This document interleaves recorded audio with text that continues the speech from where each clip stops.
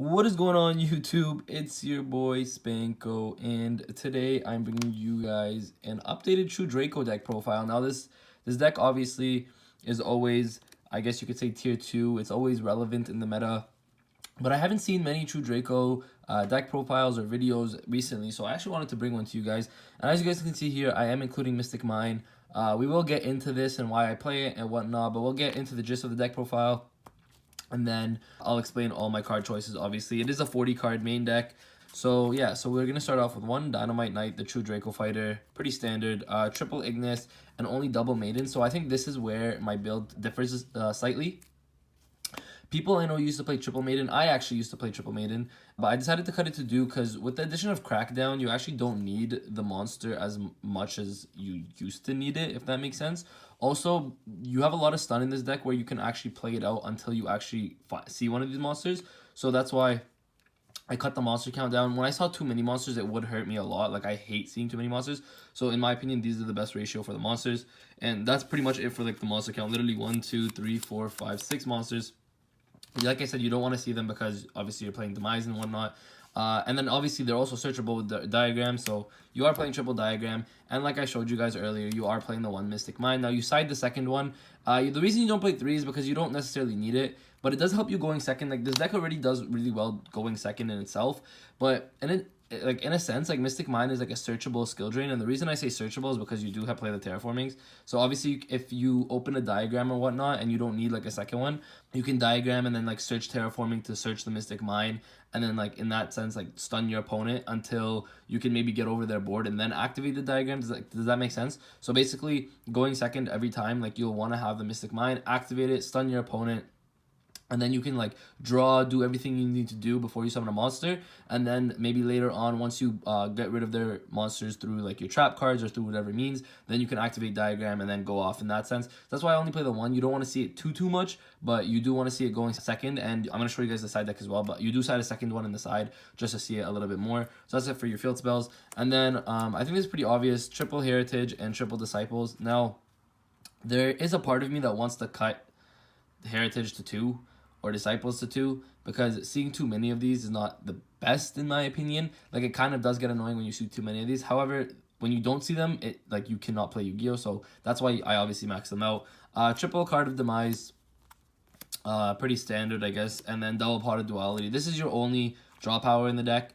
So Demise and Duality. Duality doesn't even count as draw power, I guess. But because you have Disciples to draw and Heritage to draw, you don't necessarily need more draw power cards. I remember I tried to build with Extravagance, and I really didn't like it. Like, theoretically it does work, but I didn't like it only because Extravagance stops you from drawing off Disciples, stops you from drawing off Heritage, stops you from Demise. However, like, Duality is really good with Extravagance because Duality doesn't draw, it adds. And same with Diagram, obviously Diagram searches. So that's why it's not horrible, but like, I don't know, I didn't like it. This build is just much better. So this is it for the spell cards. It is, I think, 17 spell cards, if I'm not mistaken. I'm not sure. There's 6 monsters, 17 spells, I think, and then 17 traps, if the math adds up. But that's it for the spells, and I'll show you guys the traps in just a moment. So for trap cards, I guess we'll start off with the True Draco traps. You're playing 1 Return and 3 Apocalypse. Apocalypse has actually proven, like, I know Return is at 1, but Apocalypse has proven to be much better than Return, to be honest. The fact that you can pop a card to make your opponent's monsters half, especially in the damage step, is crazy because they can't respond to it most of the time. And then just a tribute summon plus a pop a monster on the field is really good. So these cards are obviously very important.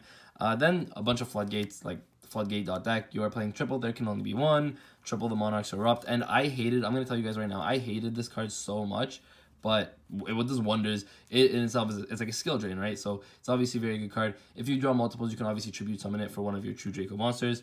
Double Crackdown, like, you don't want to play 3. Seeing it too much is actually not good. I played it and I tested it for a very long time. And the thing is, when you see 3 of them, it does kind of get annoying in the sense that essentially when you see too many of them, they don't really do much for you. You just want them to stop your opponent. Once you stop your opponent, then you just want to continue. Seeing too many of them is like, you would rather see 1 of this plus another one rather than like 2 of these, if that makes sense. So that's why you don't want to max this out on 3. Also, but it is really good because it does help you break boards. And as you guys can see, every card that you want to play in the side deck, in the main deck, So every card you guys want to play in the main deck essentially is supposed to break boards, which is why this deck is so good going first and going second, because going first and setting there can only be one doesn't even break a board. It doesn't allow your opponent to make a board.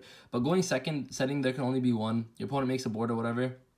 Once he makes a board, he goes into his standby phase or whatever, then you can flip there can only be one. If he doesn't have a way to negate it, then he's going to get rid of most of this field, especially in the meta right now. There can only be one is insanely good. Same with Erupt. Erupt doesn't break a board essentially, but it stuns the board where it turns it off. So obviously Erupt is really good. And then these break boards. So everything you want in this deck is to break boards, essentially. So Imperm obviously does not break a board in itself, but it is the only literal hand trap that you can play in this deck because of Demise. So Imperm is really good. Again, making going second super easy, going first as well, setting it. A lot of the time what I'll do is I'll set it going first, like if I don't know what I'm playing against, I'll set it in the pendulum scales.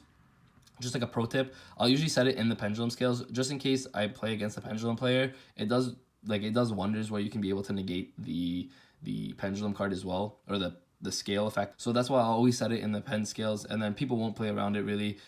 Like, try not to make it obvious, but you know, people won't play around it too much. One skill drain and one Imperm. That's it for the main deck. It is a 40 card main deck. Imperial Order is obviously really good. I don't know if I said Imperm or not, but Imperial Order, obviously very good. Shuts down Sky Striker, which honestly is your hardest matchup. Salad, I'm going to tell you right now, is a very easy matchup. Orcus is not too difficult of a matchup. Yeah, Sky Striker is literally your hardest matchup. And it's not even the mine, it's just Sky Striker themselves is just a really good, like has a really good matchup against True Draco. So obviously Order is really good against them. Skill Drain isn't horrible either, because flipping a Skill Drain or an Erupt, their Hayate can't keep attacking you directly and poke. So that's obviously really good in itself. But yeah, Imperial Order and Skill Drain, that's it for the main deck, 40 card main deck. So for the side deck, obviously, if you guys are wondering, like I don't have an extra deck. This deck doesn't play an extra deck, so that's that. But for the side deck, I am playing Double Winged Dragon of Raw Sphere mode. Now I wanted to cut up it to 3, and because it is really good for breaking boards, especially going second, and then you have so many extra tributes with your spell cards that it doesn't really affect you, that takes up your normal summon. And you did want to play 3, but essentially what I did, when I'll show you guys right now, is I played 3 border. I think this is pretty standard, but I decided to play the second Mystic Mine over the Winged Dragon of Raw Sphere mode.